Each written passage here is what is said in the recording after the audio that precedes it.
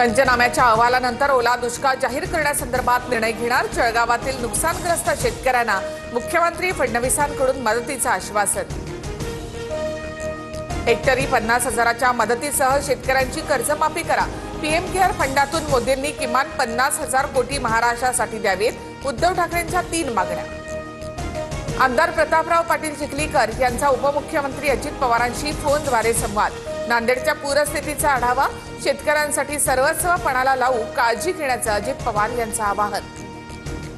मराठवाड्यात पुन्हा एकदा पावसाचा जोर। हिंगोलीच्या कळमनुरी तालुक्यात कथायू नदीचं रौद्र रूप। घरं आणि शेती पिकं पाण्याखाली, तर नांदेडमध्ये मुख्य राष्ट्रीय महामार्गावर पुराचं पाणी, वाहतूक ठप्प।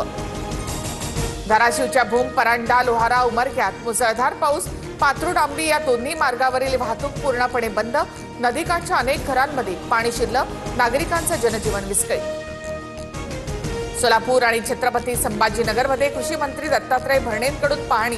नुकसानग्रस्तांच्या मदतीवरून जिल्हाधिकाऱ्यांना ऑन द स्पॉट फोन। तर 1 गुंठाही पंचनाम्याचे ठेवू नका, भरणे अधिकाऱ्यांवर संतापली। 8 दिवस कुठे होतात? सोलापूरच्या उंदर गावातील ग्रामस्थांचा सदाभाऊ खोतांना संतप्त सवाल। ग्रामस्थांच्या रोषानंतर खोतांनी काढता पाय घेतला। सदाभाऊ खोतांना आता तर हाकलून लावलंय, यापुढे जनता त्यांना तुडवल्याशिवाय राहणार नाही। बच्चू कडूंचा हल्लाबोल। सोलापूरच्या माढा आणि मोह तालुक्यात शासनातर्फे मोफत धान्य वाटपास सुरुवात। तर दक्षिण सोलापुरात शिंदेंच्या शिवसेनेकडून अन्न आणि जीवनावश्यक